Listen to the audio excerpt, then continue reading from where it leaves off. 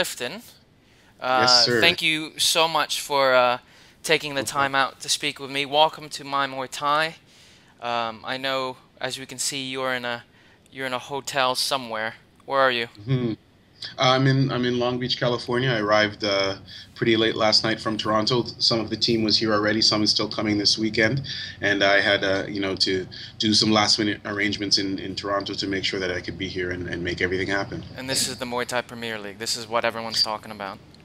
Yeah, it's finally here, and for us, it's been a lot of work and a lot of things. Even before we came out to the public, there was a lot of work being done, and now it's finally time to execute our first event. I can't tell. Have you gotten a lot more gray hairs from this this experience yet, or Well, I've shaved all my hair, keep it low, so it's I, hard to I tell. suspect this is It's been much a little. harder on your body than fighting. Actually, the stress of putting on a Um, show.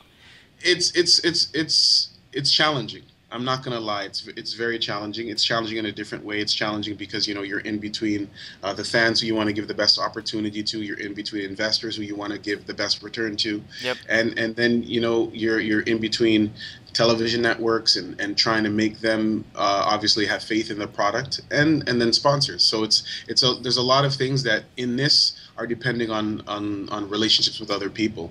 Whereas with fighting, it's between you and your trainer and your work ethic. Yeah. And I mean that is extremely challenging too. Don't let me not say that it's that's not challenging, especially at the world level. But it's just a Yeah. different challenge. So before we jump into the MPL, Mhm. I just wanted to touch upon your career as a fighter, fruitful career as a fighter, and I'm trying to figure out fighting, and all of a sudden, MPL. Just sort of understand how you came to that. What was the spark? What was the inspiration? Well, there's been both a blessing and a curse of being a professional fighter in Canada. The biggest blessing was um, it was a great place to live. It's a great place to grow. It's a great place to learn. I had a great trainer for a long time. A big part of my career, I was training with Master Suchart. He is, as a trainer, is one of the best trainers that I've seen in all my travels. I've been to all over the world to train and to visit places. And then the bad part about Canada is that during my career, there was no professional fighting. So I really, I had 55 or 56 fights in my career, and I think I fought in Canada maybe three times, That's a and shame. in my hometown as an amateur only once, and then everywhere else was other places. So because of that, I got the opportunity to travel all over the world. And so, as I said, that's a bad thing, but it's also a good thing because I got to see how the fans around the world responded to the sport. There were some promoters who were doing some fantastic things. I think, Kazra has a great thing going in Sweden. Super League for a while was really, really strong, and in Australia, they have a huge market for it. Did Of you course, did you Holland. fight on the So Super League? I did. I fought in Super League. I fought four times. I was 2-2. One controversial decision and one knockdown, knockout by Moses JB Baptista. And all of those experiences just sort of contributed to me thinking about it. I mean, obviously, when I was fighting, it wasn't on my radar to do what I'm doing now. I just wanted to take fighting as far as I could, and I felt like, as a fighter, I reached the highest level that I could, and I learned as much as I could about not just my skills but myself. It's a challenge every time you face a world class opponent, and you win some, you lose some. I've been lucky to win more than lost, but I still lost, and I still had to go back to the gym and look at things again and try to improve. And I think that really, the mood of that, of constantly improving, is what brought about the MPL, because I felt like I just got to a point with my career and with fighting around the world where I recognized that, the entire situation has to improve. As a fighter, obviously, you want to make more money, you need more exposure. I feel like Muay Thai fighters work extremely hard, and I don't think people understand that process. And so, my love for the sport and you know, retiring relatively early, closer to the end of my career. I mean, I could still fight, but I felt like it was time to use Energy. my means and my energies to try to grow the sport. I mean, MMA is fantastic. I'm not against it at all, and I feel like if Muay Thai, or if someone doesn't try to do something a little bit more with Muay Thai, that 2 or 3, 4 more years, and it would be swallowed up, in my opinion. So, okay, I've never put together a show. I've been around people who've put on big shows, particularly Dan Green they also did the MPL, former MPL in the Hmm. UK, and it's incredible the amount of work, stress, um, dealing with, like you said, there is, ticket sales. There's one aspect. Then there's dealing with sort of the talent, the Hmm. champions. There's all those logistical issues. Now, y- could you have could you have bitten off like too much? Could you have like started with smaller shows? Did it have to be? I'm not. First of all, I love it, so I'm gonna say everyone, this is a great idea. But from a business person's perspective, you know, did you feel that there was room to do smaller shows to build up to a big show, or did you just say, no, we're gonna go big, and we're ready for this? Well, I mean, you sort of find that those challenges out along the way. You know, Mm, some things are easier than others. Some things are more challenging. Dealing with the fighters, it can be easy with some and really challenging with others. mm, You know, part of the respect that comes with being a champion is that you've earned that, and so you're at a certain level and a certain status. And so for some people, you know, uh, negotiating and getting contracts was challenging. Some people jumped at the opportunity immediately because they want to prove themselves against the best fighters. Other people don't want to do that. They feel like they've earned that throughout their career and they shouldn't have to fight against the other best fighters, or they feel like they should get preferential treatment. So What's the most in ridiculous dealing. demand? Can you say it? No, Well, the don't most say it. I can't, unfortunately. All the negotiations are, we have a non-disclosure agreement, so what goes on between myself and the fighters on both sides is If I was legally a kept champion quiet. fighter, I So, think I would demand that my green room was stocked with mu bing and sticky rice. That's well, you it. know what? And when I walk I would in, I have want mu bing everywhere and I'd no have to eye sit down and have contact. that, no eye contact. I'd have to sit down and have the sticky rice with you. But Exactly. yeah, and then but to answer your question more specifically, have we bitten off more than we can chew? I can't answer that question. Mm, That really is not something that I can say definitively. That's going to be up to the market. yeah. It's not up to me. At the end of the day, the value of a fighter, and this is the parallel between the business and the fighting, is that the value of the fighter is only in the ring. Mm, You could be great looking and you could be, ripped, and you could have all the notoriety in the world, but at the end of the day, there's only one way in Muay Thai to become good, and it's earn. So that type of earned value is the only way that's going to determine if what we've done is relevant, and that's not up to me. We have prepared everything that we can. We have a great show that we're about to put on. We have fantastic fighters. So really, the only thing that's going to determine if we've bitten off more than we can chew is how the market responds to it, sure. and I can't determine that. Obviously, that's the big question. Um, yeah, in a perfect world, it's a lot. In a perfect world, it would all go great. Right. But we have a good team. Everybody on my team, everybody who works for Warrior Cast Productions, is very, very talented at what they do. We have a really good team of people who know what they're doing, and everybody's probably doing four people's jobs right now because it's a lot of work when you're building a startup, especially something this large. But as I said, it's up to the market, Yeah, and and hopefully the market supports us. Yeah. absolutely. And I'm always one of my big things is that I'm always trying to get across is people need to support their shows. Yes, super shows like yours, but even the smaller ones are important to support, and and all of that adds to one another. And so, as far as LA, who do we have on the ticket so far? I know we have Sanchai originally, right? But he's now injured or something, so we have Sayok stepping in. Yeah, well, Sayok is actually not fighting on this event. Sayok will be fighting on the next event in Italy. Okay. On this event here, we have Boa Cow, Warren Stevelman's fighting for a title. Yep. Baxter Humby, who is a favorite son in America, and he's a Yeah. very good fighter Yeah. against Zidov. Yep.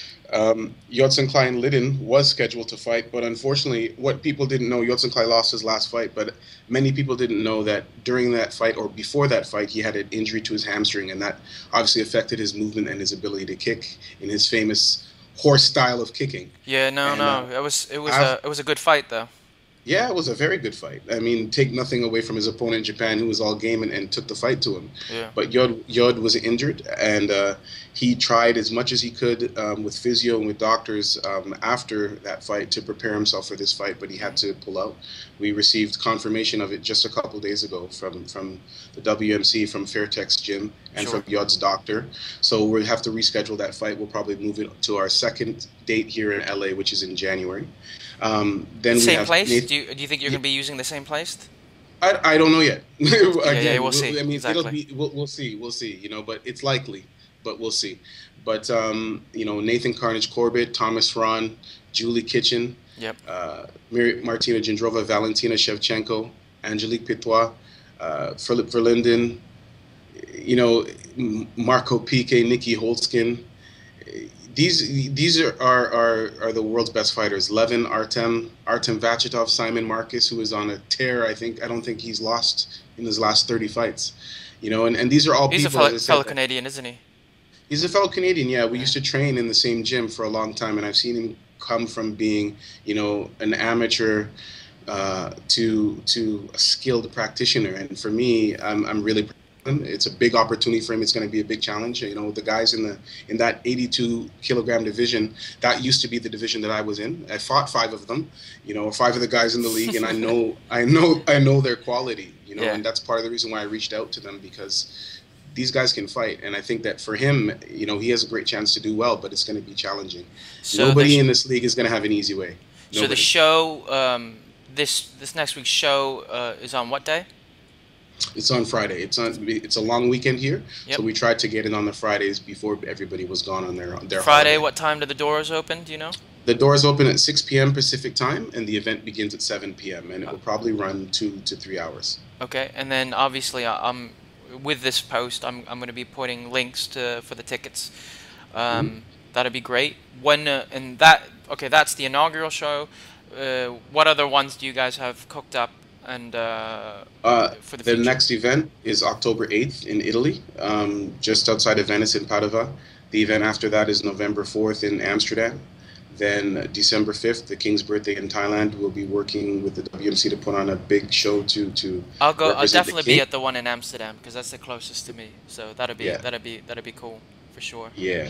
And then January 20, we'll be back here in LA. February 17 will be or the weekend of February 17 will be in France. Then we'll be doing the semifinals in Canada, and we haven't finished with our city there, but we're negotiating with a couple, and we're sure we'll get that there. And then the finals is May 25th, and we'll be back in LA, and that will be season one. Season two, we have a 3 month off season. Season two will commence again, and we'll be looking at a couple other cities as well as some of the ones that we're doing in right now. Man, get used to that hotel. Yeah, yeah, it's gonna be. I Start mean, using your frequent flyer miles. You're gonna be a road warrior. It's yeah, basically, you know, 2 weeks of every month, I'm not going to be home, basically. So, you know, obviously, I'm married, I have children, so I'm going to see what best I can do to bring them with me at times. And yeah, that's it. Skype, man, Skype. Skype, that's it. No, seriously. I everyone is excited. You know, it seems like Muay Thai, particularly in California, but in the States, is beginning um, to come around again. I remember Scott Coker would do these really large shows, the Strike Force shows, with the ISKA back in the mid 90s, and that was quite big. Mhm, And then MMA came along, and Scott realized he still puts on Muay Thai shows, I think, but it's more mhm, out of love. But mhm. it seems like something's happening, and you're right at the tip of that. You're leading that charge. So I want to thank you. I know all of my Muay Thai thanks you, and hope this show goes off without a hitch, and there are going to be a lot more shows. So hopefully, what I'd love to do is be able to catch up with you before or after your next show, and just check Mhm. in with you every once in a while, and you could possibly answer some of the questions that some of the My Muay Thai guys might have about the shows Sure. and all of them. Yeah, yeah. Maybe we can get Yeah, like you know, go ahead. Go ahead. I say get more of a behind the scenes look at uh, the work and the dedication that has to happen to get one of these shows up and off the ground, let alone, you know, make big amounts of money from it and grow the sport and grow the community. Well, I think, as I said, ultimately, what's going to determine the success of this league or the success of Muay Thai, period, is if the market supports it. What you said before about people going out to support their grassroots shows, I think, is a must.